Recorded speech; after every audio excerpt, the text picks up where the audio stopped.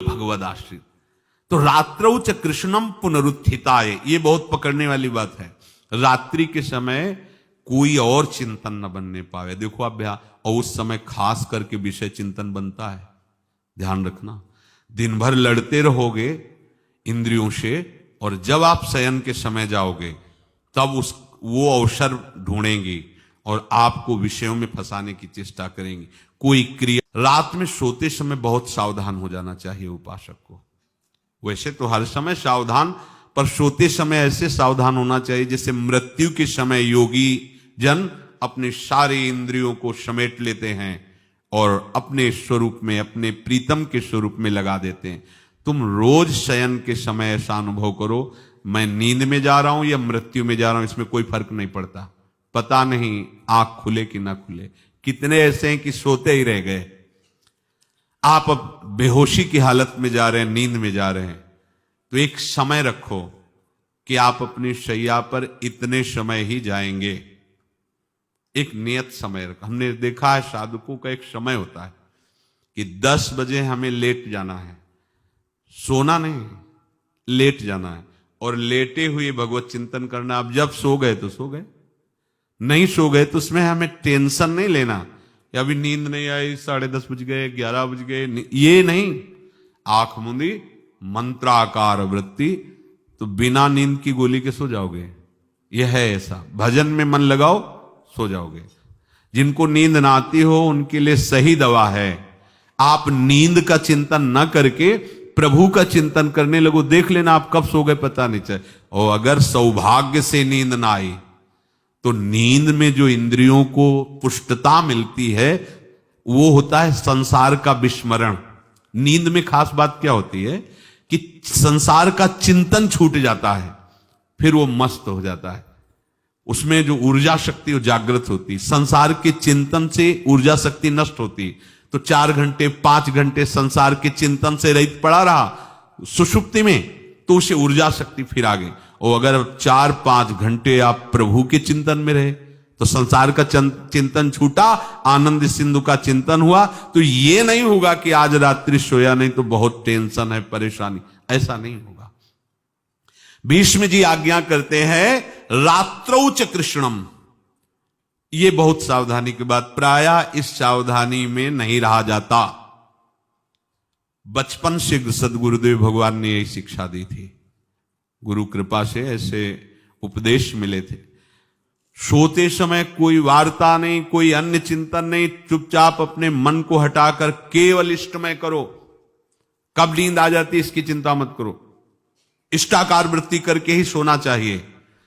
तो आगे जो लिखा है पुनरुत्थिताय, जब उठो तब वैसी वृत्ति, तो कुछ दिन बाद स्वाभाविक हो जाएगी, स्वाभाविक हो।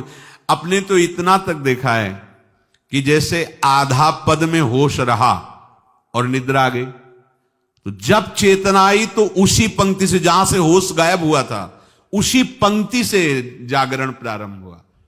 ऐसा ही जब ऑपरेशन के समय बेहोश किया गया था तो उनसे कहा था हमें बता देना कुछ मिनट पे, तो उनका हाँ लगाने वाले इंजेक्शन और कुछ ही सेकंड में इसका सरन, बस।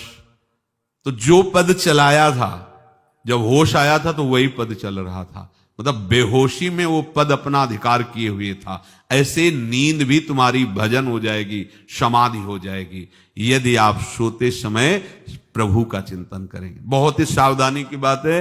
यदि इस जन्म में परम लाभ लेना चाहते हो तो इस श्लोक को अपना जीवन बनाओ। कृष्णव्रताः, हमारा जीवन का एक ही व्रत है कि हम अपने प्रीतम का भजन नहीं छोड़ेंगे, अखंड भजन।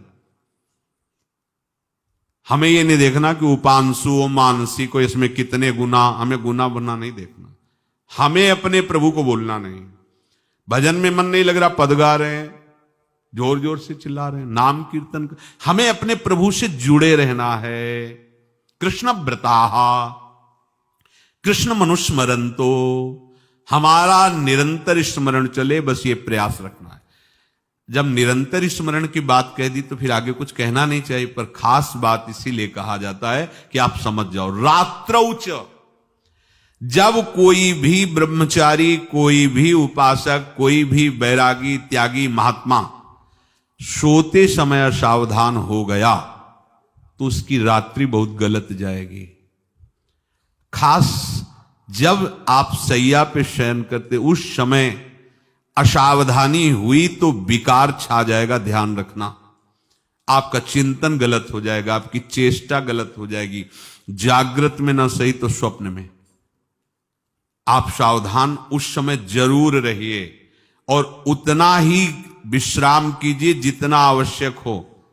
व्यर्थ में करवटें मत बदलिए, ये उपासक का स्वरूप नहीं होता। रोगी है तो बात अलग है, बड़े असाध्य रोगों से, नहीं तो ऐसी दिनचर्या नहीं होनी चाहिए।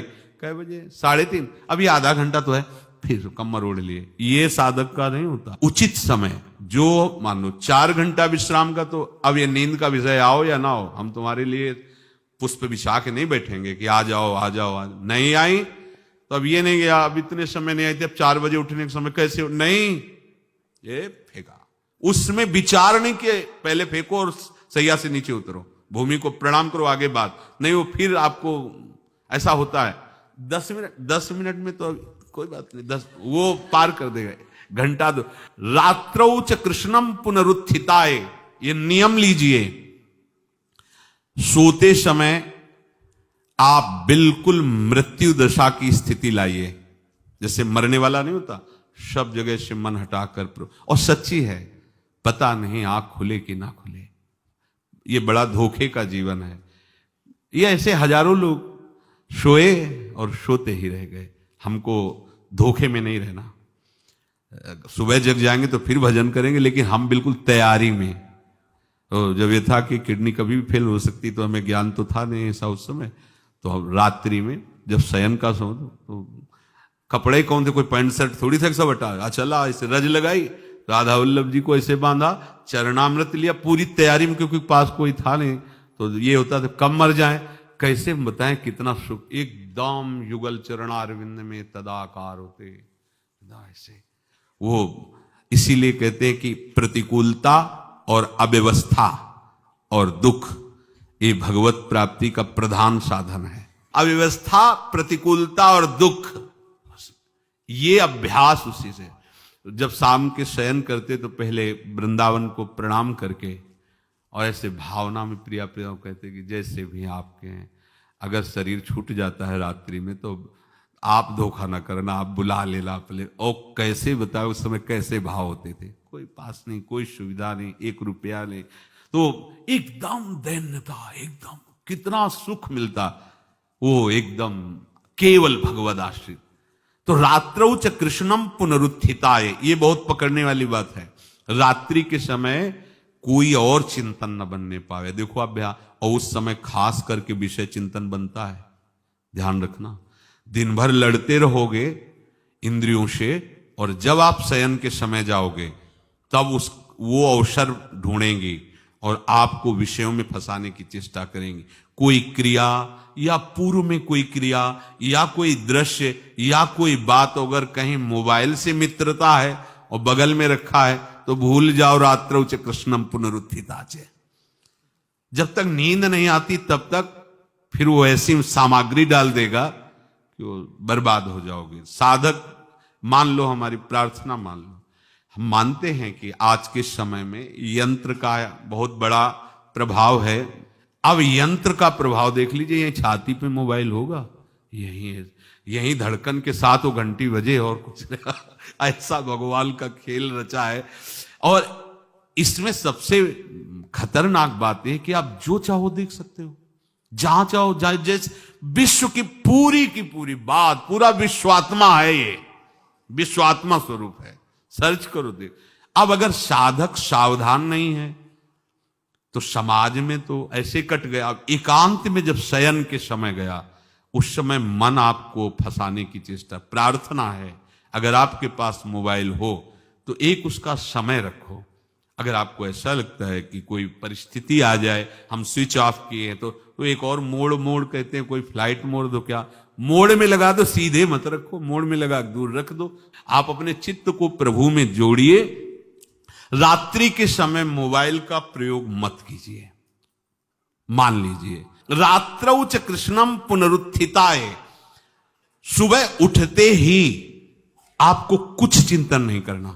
सबसे पहले उठते ही यदि आपके अभ्यास में आ गया तो ऐसा ही होगा, नहीं तो आपको पहले सदगुरुदेव भगवान का प्रणाम नमस्कार और कुछ भक्तों का, और फिर नाम जप। भले 5 मिनट ही करो, अपने आराध्य देव का सुमिरन, फिर अपनी दिनचर्या करो।